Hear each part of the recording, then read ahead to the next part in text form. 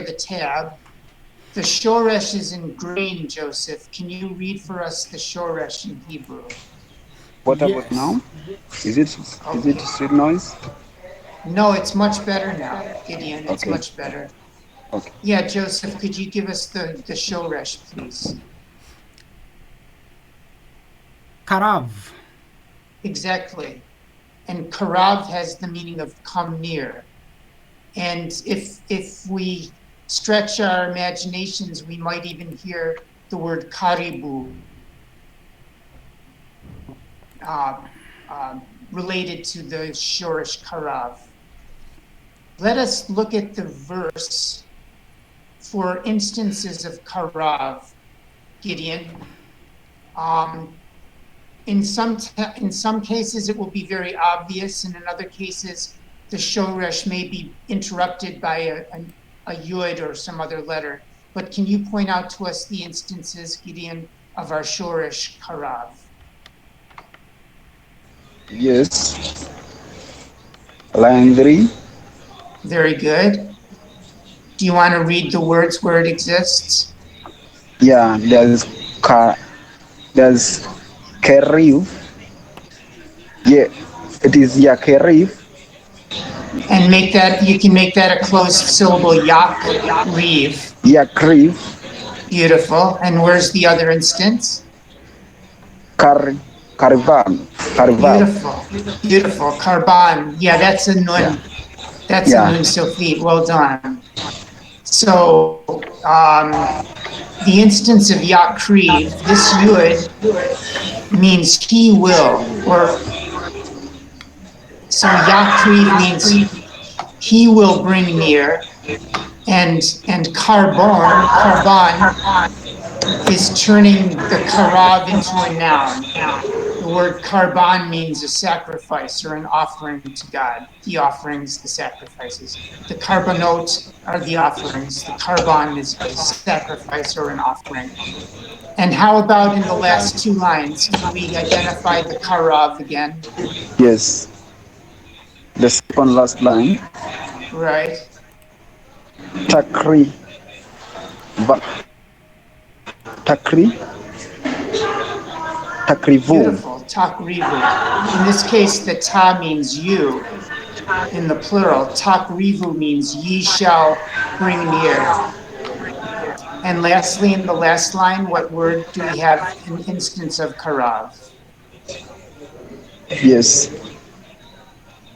Kar Banekem. Beautiful. And this karban chem means your offerings or your sacrifices. This chem is a suffix that means yours, a possessive suffix. So korban chem is your sacrifices. So this is a way, Joseph, that we can take the shoresh and we can begin to analyze and expand our ability to translate the Hebrew. So it's not something that comes right away, but you begin to get a feel for it after a while. Okay, Gideon, let me ask you kindly to mute because there is some bit of background. Let me finish with Joseph.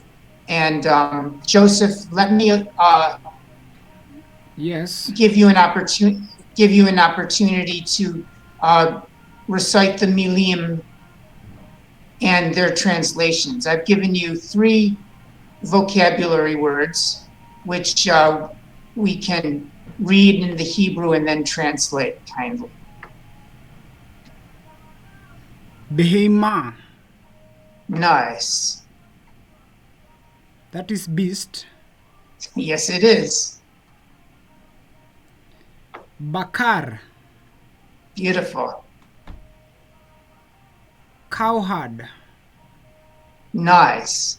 And now your audio seems to have settled down. It seems to be a little softer. It's a better quality somehow. Next.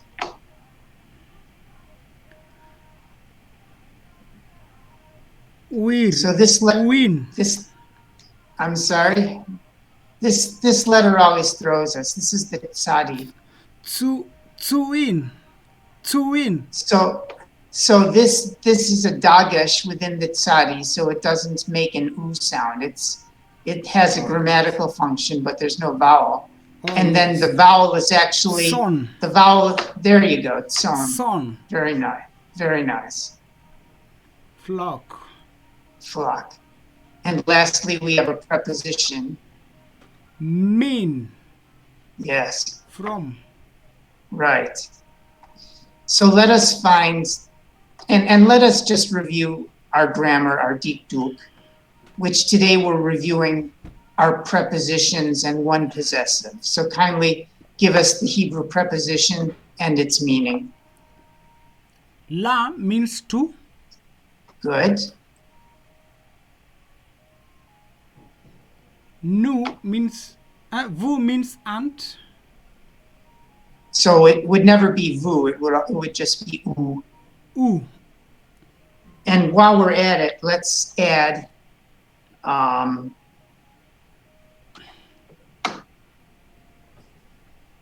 just so that we're complete here. Whoops.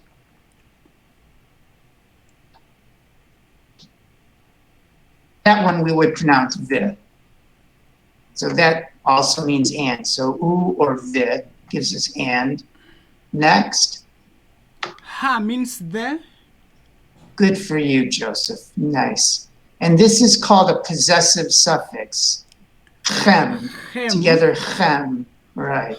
Chem means yours. Right. So let us look carefully at our verse. And you'll notice that the grammatical points are in blue and our milim, our vocabulary, is in red. So let's find our red words and translate them together with our blues. So let's take, for example, where would be the first instance of blue or red? And can we try and translate? This is quite challenging. Let's see how we can do with this. We're looking for blue and blue, yeah. The first one is carry. Which line would that be? 1, 2, 3. Line 3. Carry. Oh, line. Oh, okay. So this is green. Yes, carry. This is kariv, right? That's an instance of the shoresh broken up with a yud in the middle. Very good. Continue. There is karba. And we complete it with the nun sofit, korban, and that means a sacrifice. So you see some relationship. You might enjoy this for your preaching, actually, at some point. The shoresh means to come near, and korban, using that shoresh, means sacrifice. So you could understand that the sacrifice to God is a way to come near to God. Do you get it? Yes. I knew you would. So that's an interesting association between the word korban for sacrifice and the root, the shoresh karav, to come near. Let's continue now.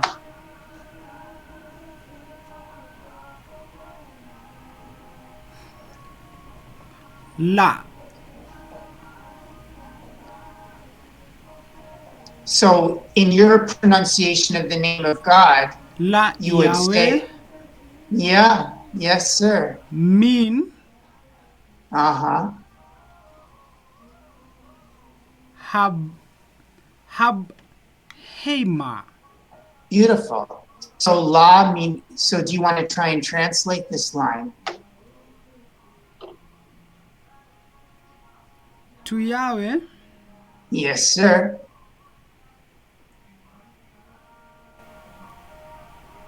of Min is from.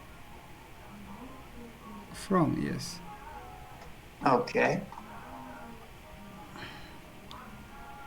La Yahweh min from from the and let me give you Behema again, in case you forgot.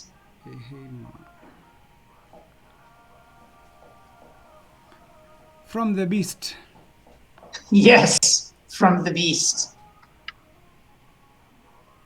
How about the next line? Min Uh-huh. Habakar Let's take that much. How do you translate that? from Yes. the Bakar.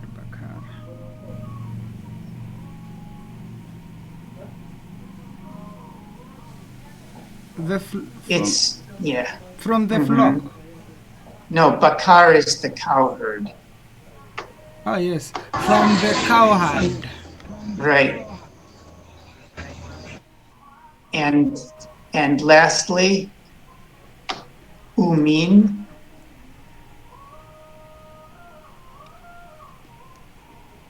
Umin Uh-huh. Hatson. Beautiful. And translating it?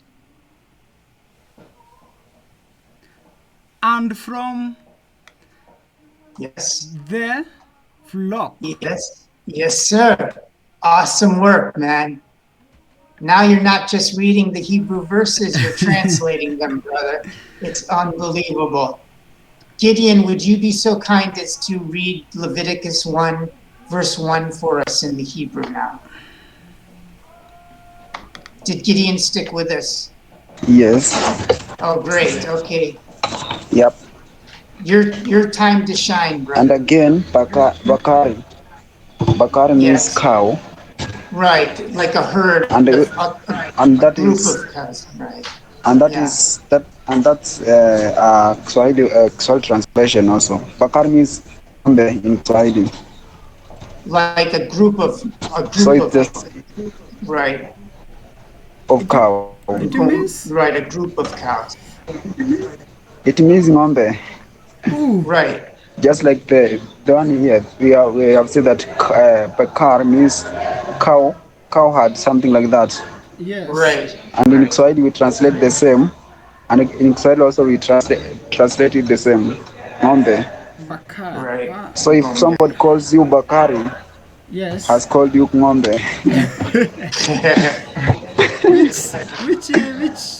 Which Swahili is that? that is Swahili. From Mombasa, When somebody Pwani. refers you as ng'ombe, yes, man. Yeah, Wow, Lamu, in nice to fact. know that. Yeah. Okay. All right. Daber,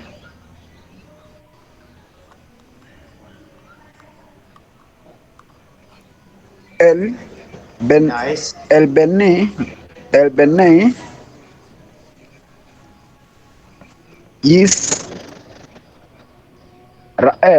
Israel, Beautiful.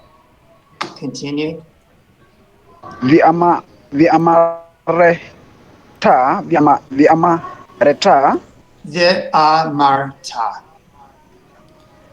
Amareta, Amarta.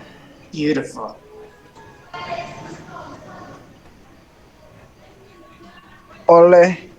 Olehem, Beautiful. Adam, Olihem. Nice. Adam.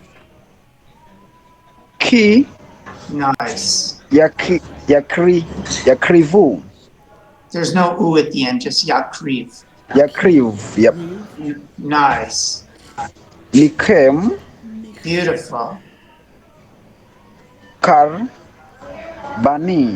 Karban, Karban. Carbon. Well done.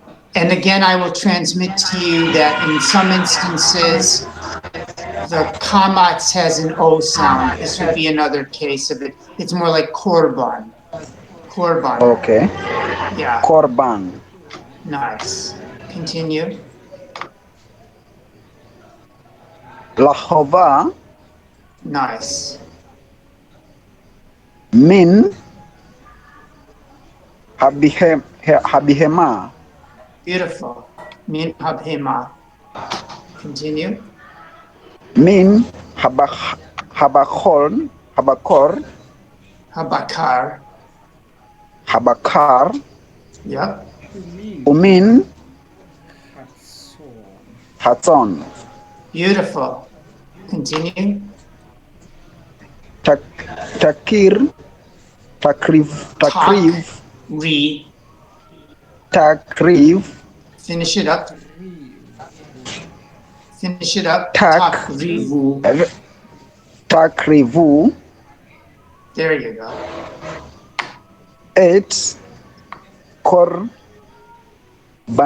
banechem. Beautiful. Beautiful. Maria, I'll read it once more in Hebrew and then you'll give us the English kindly. Daber el bnei Israel, ve'amarta alehem. Adam ki yakriv mikem korban, Lashem min habhema, min habakar, min hadson, takrivu et korbanchem. Maria, would you kindly give us the English translation? Yeah. Speak unto the children of Israel, and say unto them, any man of you bring in an offering to the Lord, you shall bring your offering of the cattle, even of the herd of the flock. Beautiful. Very nice work, everybody. Beautiful work. It's a lot of fun breaking it into grammar points and vocabulary points and shorish points. And you begin now to not only read, but also to translate, so congratulations. Ezron, we got all the way through your 7th letter. And I congratulate you on that and getting some basic concepts of reading down very well, so we should make good lessons. So that's all I've got for you guys tonight. Have a very good evening. Okay, thank you. Thanks very much. See you next time. You too. Bye bye.